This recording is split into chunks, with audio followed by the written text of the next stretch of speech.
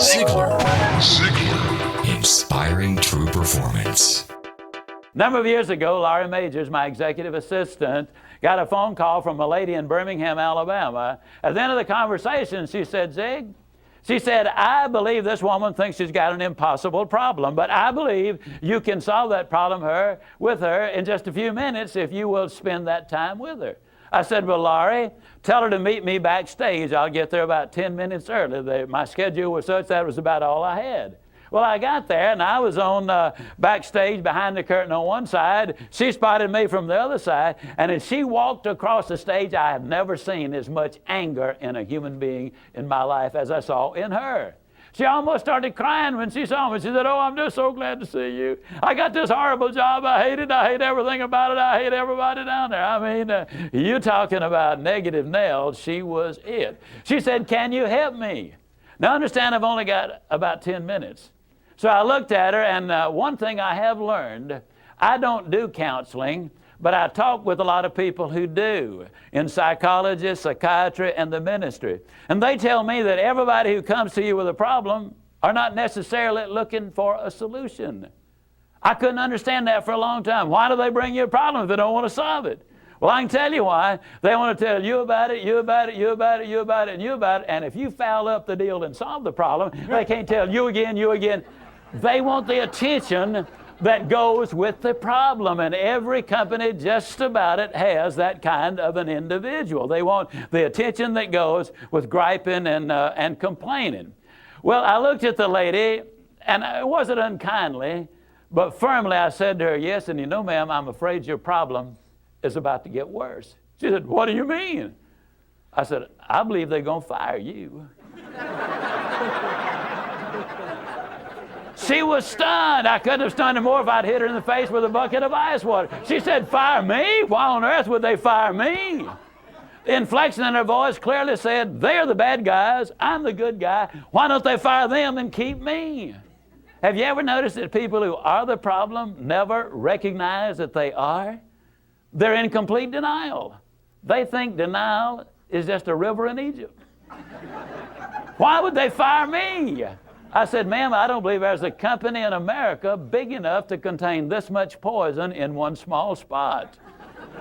Have you ever noticed that when somebody is about to lose something they've been complaining about, whether it's a car, a home, a mate, a job, or whatever, when all of a sudden it appears they're going to lose them, it takes on brand new value.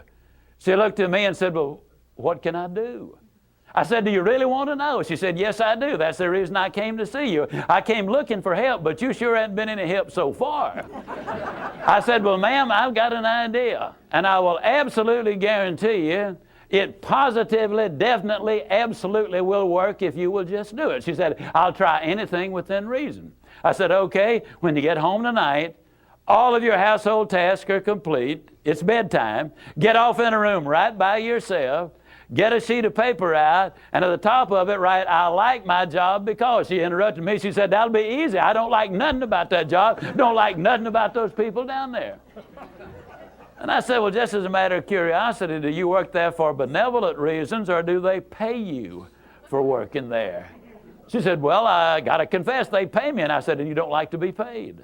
Oh, she said, yes, I do. I said, okay, tell you what you do. Open your notebook right now. We'll start our list of the things you like about your job. They pay you for working there, and you do like it, don't you? She said, absolutely. But she just stood there. I said, no, open your notebook now, and we'll get busy on the list. She just stood there. I said, ma'am, let me tell you what my experience in life has been. I've discovered that in 100% of the cases, no exceptions, people who won't take step number one never take step number two. You see, she had come to me with an impossible dream. Her dream was that nice Mr. Ziegler was going to solve all of her problems, and she would live happily ever after. Well, folks, I got news for you. I can't solve her problems. I can't solve your problems. But I will give you some steps that I'll absolutely, definitely, and positively will work for you, as it worked eventually for her. I said, well, ma'am, let me tell you something. Unless you're willing to take step number one right now, it's been nice talking with you. She angrily opened her notebook. Before we got through, there were 22 things she liked about her job. Not only did they pay her for working there, they paid her above average. She had 3 weeks vacation with pay. She had a retirement program. She was in on profit sharing. She had health insurance, life insurance, and accident insurance. She lived less than 10 minutes from home. She was in on management decisions. The company sent her to 3 seminars a year to be paid for. She had her own private office and parking place. 22 things that she liked about her job. Now I said, ma'am, when you get home tonight, everything is finished. Get off in a room right by yourself. Close the doors, change one word from I like my job to I love my job. Get in front of that mirror, and folks, I cannot say this strongly enough, but I'm going to try. The eyes are the windows of the soul. Look yourself in the eye, and with excitement and enthusiasm, say, I love my job because they pay me for working there. I love my job because they pay me above average for working there. I love my job because I have a wonderful insurance program. I love my job before every one of the statements. You will sleep better that night. You see, there's something hidden in what I'm saying to you now. When she says, I like my job, she's really saying, I'm grateful for my job. And of all of the emotions we can have, according to Hans Selye, the #1 stress specialist in America, the healthiest of all human emotions is gratitude. I said, you go down that list. I like my job. I love my job, rather. That is a way of gratitude. You'll sleep better the first night. Tomorrow morning, when you get up, get back in front of the mirror just before you go to work. Get back in front of the mirror and repeat the process again with excitement and enthusiasm. I love my job because, and take the list with you. Because the reality is, you see, you will have started to change from a fault finder to a good finder. Some people do really find fault like there's a reward for it. They really do. Take the list with you, and you will be able to add to that list, absolutely guaranteed. Do this every morning and every night, and you will have an astonishing recovery from this advanced case of stinking thinking.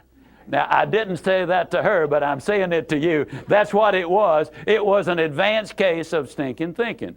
Well, 6 weeks later, I was back in Birmingham, Alabama. I was doing a follow-up sales seminar. Now, the lady was not in sales, but she had been listening to my tapes. She had been listening to Automobile University, and she had discovered that everybody sells. Everybody who will ever hear this is in selling. Whether you're a school teacher, a civil service worker, a military personnel, an executive secretary, it doesn't make any difference what you do, you sell every day of your life.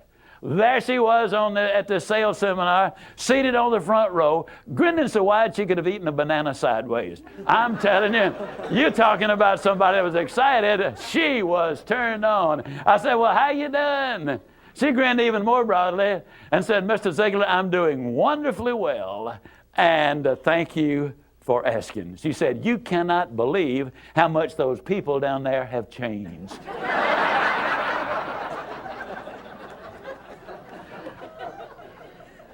I got to lay it on the line, folks. You're not going to change anybody else till you change you. Everything really does begin with you. Now, you see, the unfortunate thing, this lady had been raised in a very negative environment. First, her parents had told her that she'd never amount to anything. They had said, you know, you're always late, you're always sloppy, why can't you be like your brother or your sister or whatever? When she got married, her husband had continued it, and so her self-talk had become completely negative. Everything that she said about herself was negative. Like Dad said, I'll never amount to anything. Or like my husband says, I can't do anything right. But when she started changing the input, then some radical changes took place. Ziegler. Inspiring true performance.